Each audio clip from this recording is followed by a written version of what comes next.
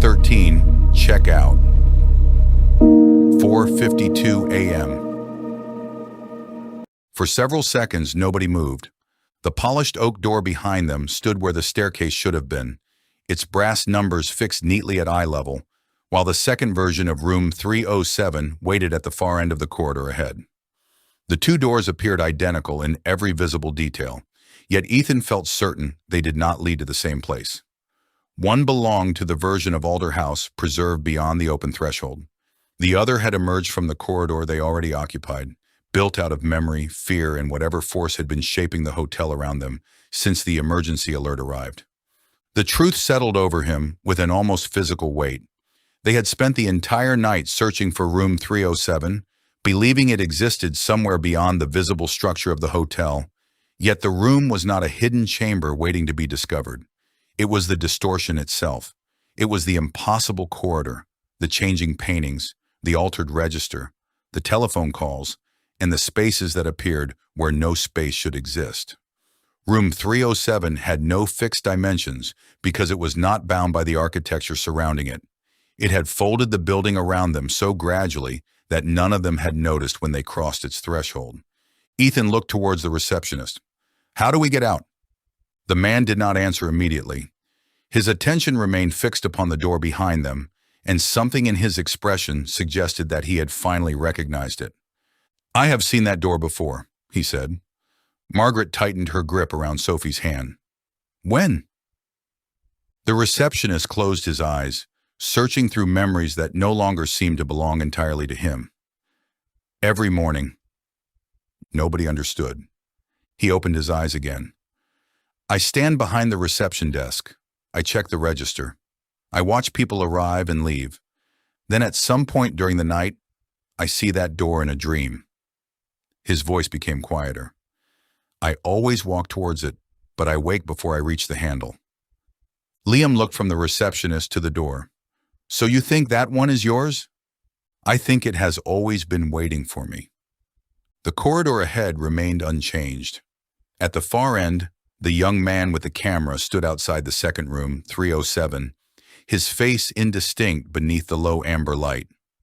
Margaret did not call his name again. Whether she feared frightening him away or finally understood that the figure might not truly be Thomas, Ethan could not tell. Sophie stepped closer to the doorway leading into the preserved corridor, but did not cross it. "If this place is built from memory, then why show us two doors?" "To make us choose," Daniel said. "No," Ethan replied. "To separate us." Everyone looked towards him. He gestured between the two versions of the room. "It has spent the entire night dividing people. It isolated us in our rooms, changed the register, showed Margaret things none of us remembered, and gave me the key. Every event forced one person to react differently from the others." Liam frowned. "You think it wants us to split up?" "I think it needs us to." The receptionist slowly nodded. "That would explain the stories." "What stories?" Chloe asked. "People who returned alone." The group fell silent. The receptionist continued. "Whenever someone disappeared, there was usually another guest who claimed to have escaped. They could never explain how. They remembered doors, corridors, or voices, but never the people beside them. I assumed fear had damaged their memories." "You think they abandoned the others," Sophie said. "I think the hotel made them believe they had no choice." The figure in the second corridor raised one hand again, though this time it did not point behind them. Instead, it touched the camera hanging from its neck, then lifted it slowly towards its face. A flash burst through the corridor. For one blinding instant, every detail vanished beneath white light. When Ethan's vision returned, the figure was gone. Margaret stared at the empty space outside room 307. "No." She stepped towards the threshold, but Sophie moved with her. "Wait." "He was there." "I know." "He was standing right there." "I know, Margaret." The older woman pulled her arm free, not violently, but with more strength than Ethan expected. "You keep telling me to wait, as though time has not already taken everything it could from me." Her voice echoed through both corridors. Nobody answered. Margaret stared at the empty doorway ahead. "If Thomas is alive in there, I am going through." Ethan looked at the door behind them. Then we all go through the same one. Margaret turned towards him. You do not know where it leads. No. You do not know if we can come back. No. Then why? Because that is what the hotel does not want. The simplicity of the answer seemed to steady the others. No one argued. Daniel moved closer to Chloe. Liam exhaled slowly and nodded once. Sophie returned to Margaret's side, though she no longer tried to restrain her. The receptionist remained apart from them. Ethan noticed immediately. You are coming too. The man looked towards the door behind them. I do not think I can. That is not what I asked. A faint, tired smile appeared on the receptionist's face. I have said those words many times tonight. I know. I cannot leave the desk. There is no desk here. The smile faded. Ethan stepped towards him. You told us you do not remember choosing this place. You do not remember arriving, and you do not remember leaving. Maybe that is because you never tried. The receptionist looked genuinely afraid. You think courage is enough? No, I think movement is. The man stared at him. You have spent however many years waiting for this building to release you, Ethan continued. What if it never needed to? What if the only thing keeping you here was the belief that you were not allowed to go? For several seconds, the receptionist said nothing. Then, almost reluctantly, he took one step towards the others. The lights above them flickered. A deep vibration traveled through the floor. The receptionist stopped. Ethan looked along the corridor. The wallpaper had begun to ripple as though air moved behind it. The frame paintings trembled against the walls. Somewhere inside the hotel, a telephone began to ring. The receptionist took another step. The ringing grew louder. A second telephone joined it, then a third. Within moments, dozens of bells echoed through Alder House, overlapping until the sound became unbearable. The hotel was reacting. That was all the confirmation Ethan needed. Keep moving. The receptionist took another step. The corridor shortened, not gradually. The walls seemed to pull towards them in a single violent motion, compressing the distance between both versions of room 307. The door ahead, once far beyond the preserved corridor, now stood less than 20 feet away. The door behind them moved closer too. They were being squeezed between them. Liam looked around. I assume this is bad. Very, Ethan replied. The brass handles on both doors began to turn. Margaret stared at the one ahead. Ethan made his decision. We use the door behind us. Margaret looked at him sharply. Thomas was through the other one. The figure wanted you to believe that. You saw the camera. I also saw the hotel recreate you in paintings from visits you barely remembered. It knows what to show us. Margaret's face hardened. And what if you are wrong? Ethan had no convincing answer. He looked at the door ahead, then towards the receptionist. The man was staring at the door behind them with unmistakable recognition. This is the one, he whispered.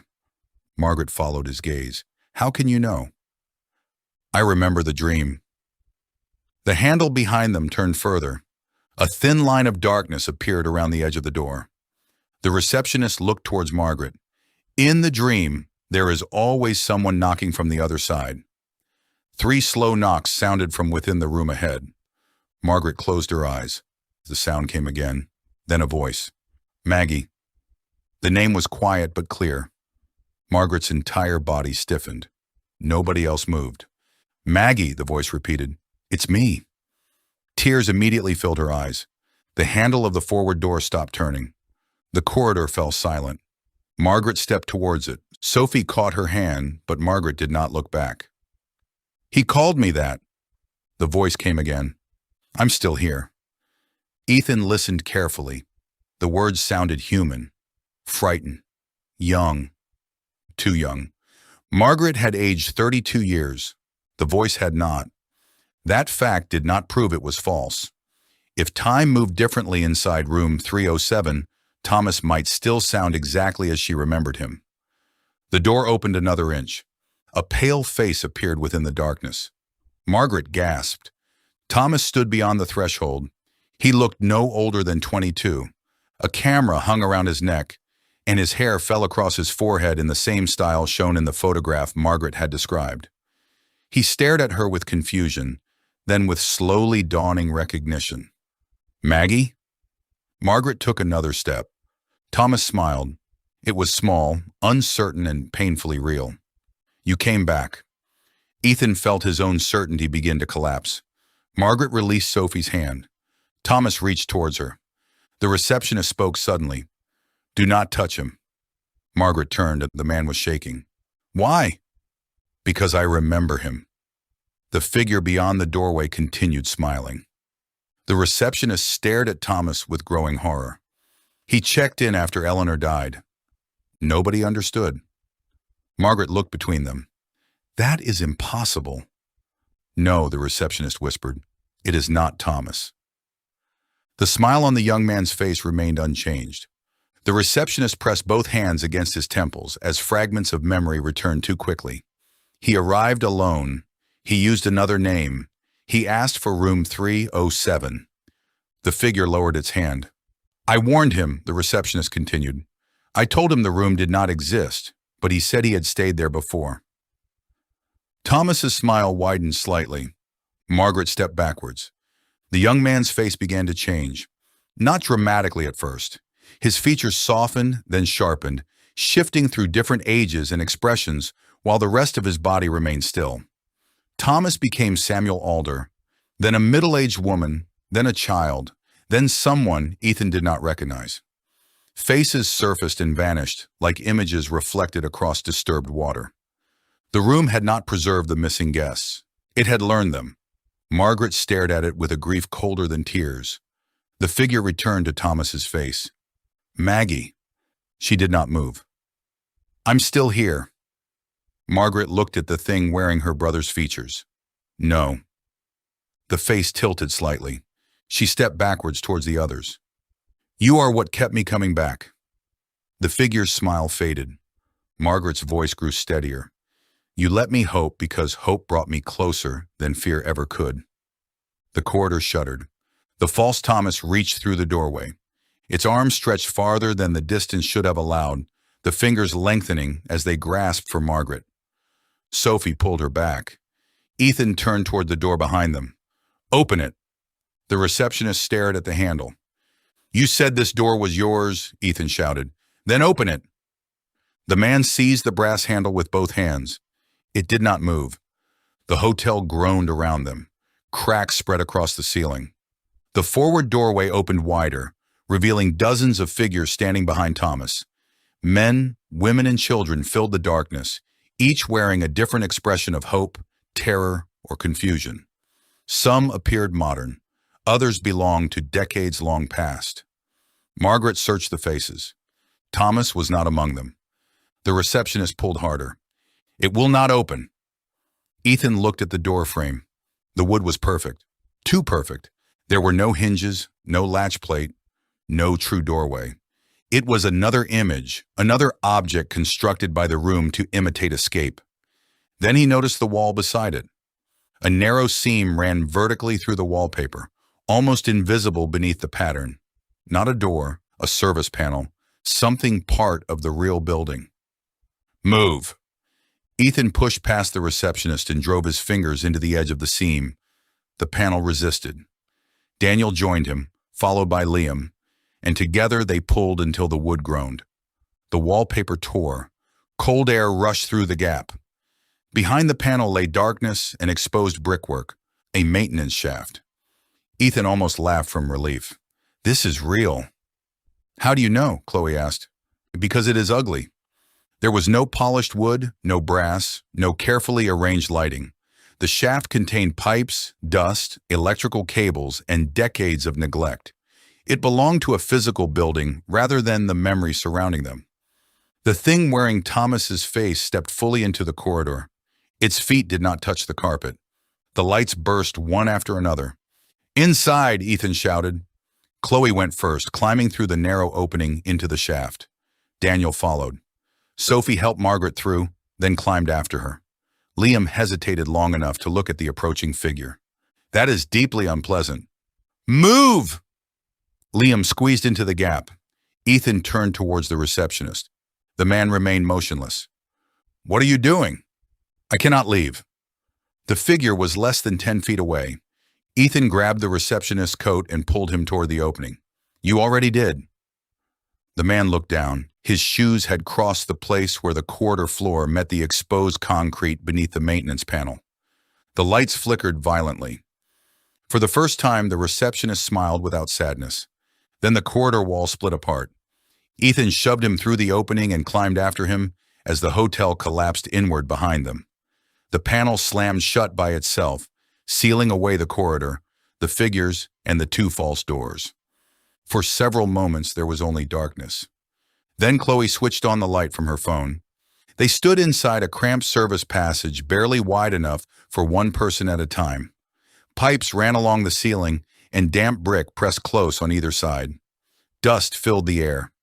It was uncomfortable, ordinary, and real. Liam began laughing, not from humor, from relief. The sound spread to Daniel, then Chloe.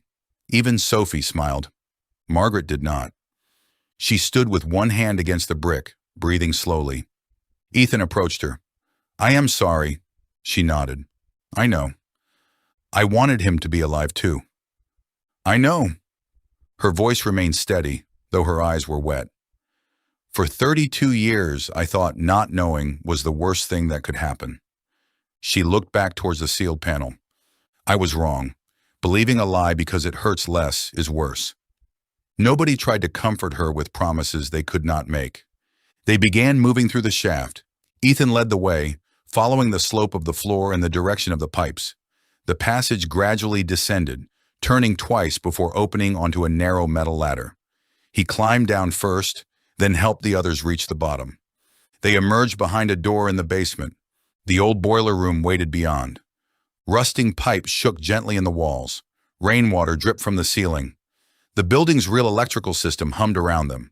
The clock mounted above the boiler read 5:16 a.m. Ethan stared at it. Only 24 minutes had passed. It felt as though they had spent hours inside room 307. The receptionist stepped into the boiler room last. He looked around with the wonder of someone seeing a place for the first time.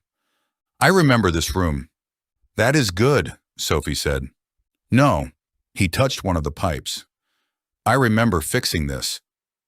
The others watched him. I was not the receptionist. His voice carried a strange mixture of confusion and relief. I was the caretaker.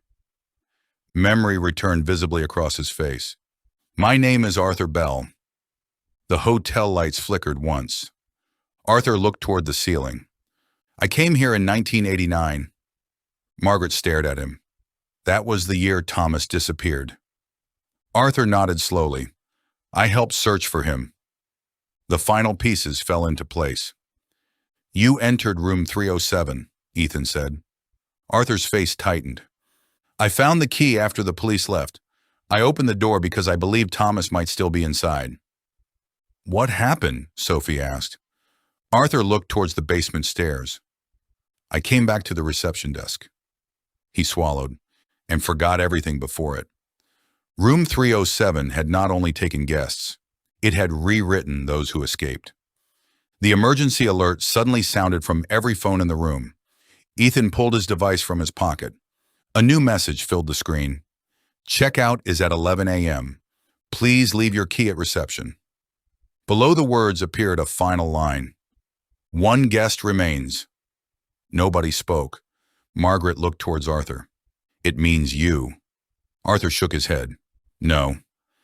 Ethan understood before the others did. The room had given him the brass key. He had picked it up. He had accepted the invitation. "It means me." The boiler stopped humming. Every light in the basement went out. Somewhere above them, the lift bell rang. Once. Then the old mechanism began to descend. Third floor, second floor, first floor. The cables groaned as the lift continued lower than the lobby, towards the basement. Arthur looked towards the stairwell. "There is no lift access down here." The bell rang again. A rectangular outline appeared in the brick wall opposite them. Two brass doors slid slowly apart. The lift waited beyond. Inside, resting at the center of the floor, lay the key to room 307. Ethan stared at it. The hotel was offering the same choice again. Pick it up, leave it, run. Liam moved beside him. You are not getting in that lift. Ethan looked towards the open doors. No. He approached anyway. Sophie grabbed his arm. What are you doing? Ending it. How? I don't know yet. That is not a plan. It is the only one we have. Ethan stopped before the lift threshold. The brass key lay inside, warm light shining across its surface. He thought of every choice the room had offered and how carefully those choices had been designed. It never forced anyone to enter. It created fear, grief, or hope, then waited for them to choose badly. The key was not an invitation. It was consent. Ethan bent down. Sophie tightened her grip on his arm. He did not pick up the key. Instead, he removed his shoe and kicked it as hard as he could. The key skidded across the lift floor and struck the rear wall. The light inside flickered. Ethan kicked again. The key bounced back towards the threshold. Arthur understood. He seized an old iron shovel leaning against the boiler and brought it down upon the brass. The key cracked. A sound tore through the hotel. Not a scream, something larger. The entire building seemed to inhale. Arthur struck again. The key split in two. The lift doors slammed shut. Every pipe in the basement burst at once. Steam filled the room. Alarm sounded. The walls shook violently as cracks spread through the brickwork.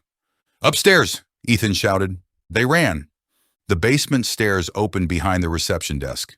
They emerged into a lobby already changing around them. Wallpaper peeled from the walls. Paintings fell and shattered.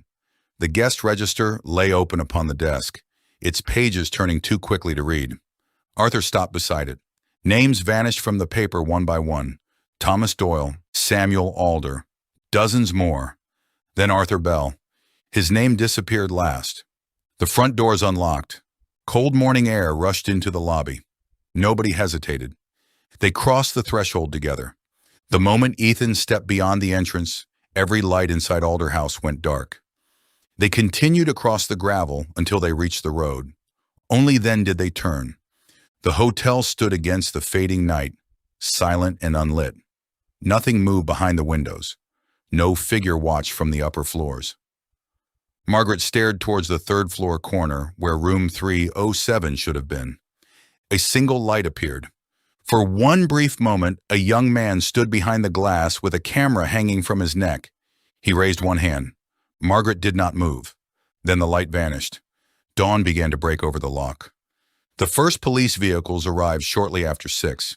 Their statements made little sense, and Ethan could see from the officers' expressions that none of them believed the full account. Fire crews entered the building and found burst pipes, collapsed plaster, and severe structural damage, yet no evidence of a third-floor room numbered 307. The emergency alerts had vanished from every phone. The guest register was blank. No record of Arthur Bell existed among the hotel staff. By midday, Alder House had been evacuated. Within a week, inspectors declared the building unsafe. Demolition began 3 months later. Ethan returned once. He stood beyond the barriers as the final wall came down, expecting to feel relief. Instead, he watched the exposed rooms fold into rubble and wondered how something without fixed walls could ever truly be destroyed. Margaret never returned. She held a funeral for Thomas the following spring, placing an empty coffin beside their parents. It was not closure, but it was an ending she had chosen for herself. Daniel found another job. Chloe made him tell her about the interview before he accepted it. Liam continued making jokes, though occasionally he allowed silence without trying to fill it. Sophie kept in touch with all of them. Arthur disappeared shortly after leaving the hotel. Police found no official record of him, no home address, and no relatives.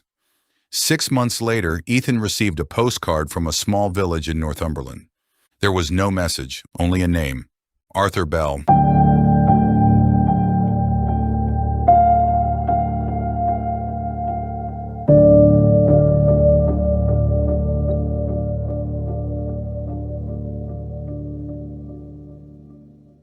Ethan kept it inside a drawer. For almost a year, nothing else happened. Then, at 2:17 a.m., On a cold November morning, every phone in a newly opened hotel 30 miles from Alder House received the same emergency alert. Do not open your room door. There had never been an emergency alert for that hotel before. There had never been a room 307 until that night.